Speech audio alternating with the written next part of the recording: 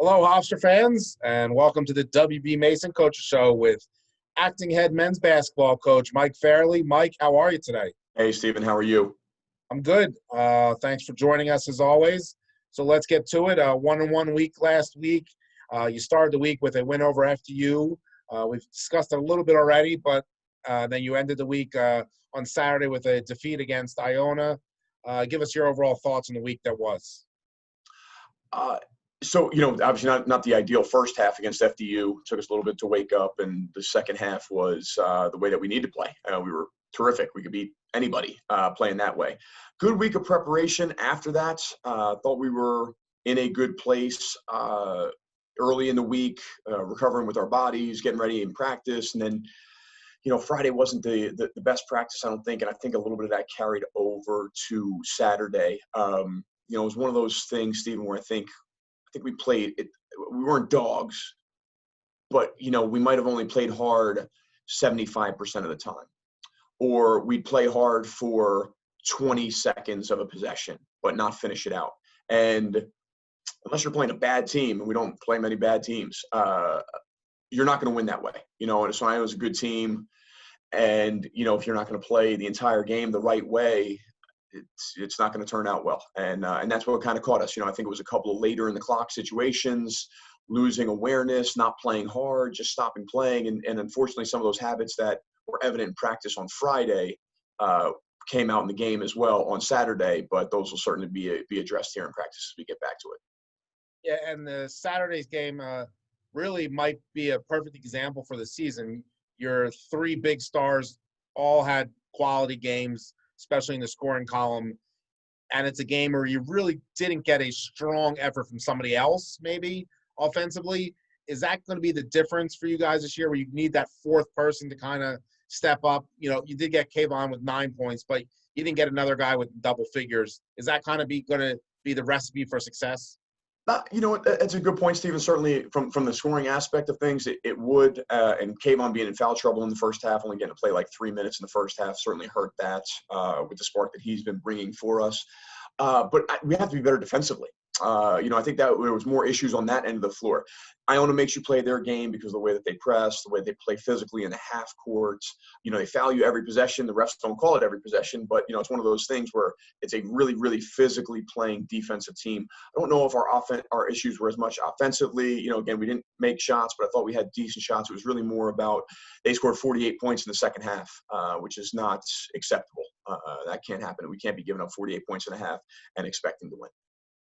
Individually, Tareq Coburn, career high, 28 points, including going to the free throw line. You just mentioned we went to the free throw line a lot. He went to the line 17 times. Talk about his efforts out there and kind of what has allowed him in the last two games specifically to be really successful. Yeah, and he keeps growing as a player, and obviously being kind of put in a position of more of a primary offensive player. DeJour was such a ball-dominant player for sure. Obviously, Elijah had the ball in his hands. So Tareq was kind of moved over to the side a little bit last year. And, we knew he could do more, just wasn't maybe ready to do quite as much. And obviously when you had the other guys. But now he's been really comfortable with the ball in his hands. He's made really, really good decisions on his drives. He's done a lot better job staying on balance when he's driving. He would have some moments of, just wildness when he would drive to the basket before, but he's been a lot more composed, a lot more under control, using his strength and his physicality to his advantage to accept fouls and then gets the foul line like he did. And finishing, he's throwing better passes than in years past. So I think in terms of his development, we've now gotten him more to where he wants to be and where he needs to be to help us be successful. So he's done a great job, and will need to continue to do that as he's kind of thrust into that bigger role. Yeah, you just used the word development, and his development as a player. It's really remarkable and kind of a quiet story. Like, just what he's done to become the player he is now as a senior is a credit to him, isn't it? Oh, absolutely. He is an unbelievably hard worker. It's funny. I think back to one of our VPs here at Hofstra would walk by practice, and he would see Brian Bernardi working out by himself an hour after practice was over, still out there shooting. And he'd say, I always walk by, and the only one I ever see is your best shooter. And I responded to him, I said, that's why he's our best shooter. And that's the way Tareq is. Tareq will be the guy who'll be before practice, after practice, he'll come back late at night and shoot. And unbelievable work ethic. And it's gone from just being a shooter to growing his game, like you had alluded to, Stephen. And that's been a focus for us in his development. It's one thing to be able to just get on the shooting machine and just take thousands of shots. That's certainly a big part of it. But developing his entire game, building him up, becoming more confident in handling the basketball, doing some different things off the bounce has been a major area of improvement that I think we've been able to help him with, and that he's embraced as well. And speaking of being off the bounce, you're a freshman, Kayvon Kramer.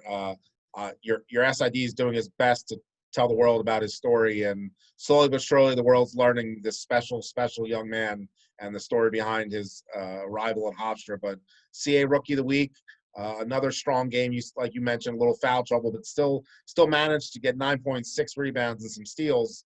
Obviously, your thoughts on his first conference award? Yeah, well, our SID is doing a great job. We got the best in the biz. So when you see that guy, give him a shout out. Thank you.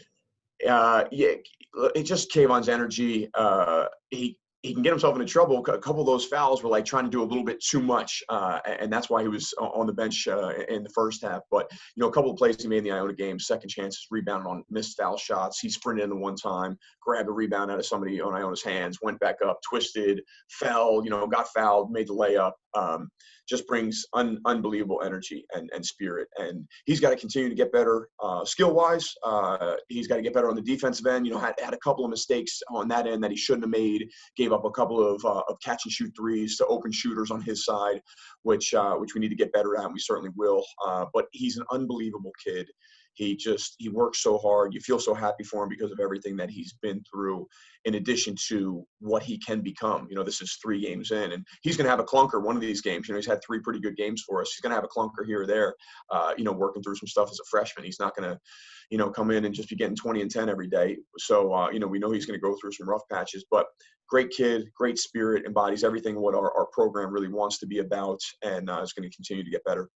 Yeah, and you see the joy of him in him as he's on the court. So this week, Wednesday, you host Stony Brook in the Long Island rivalry.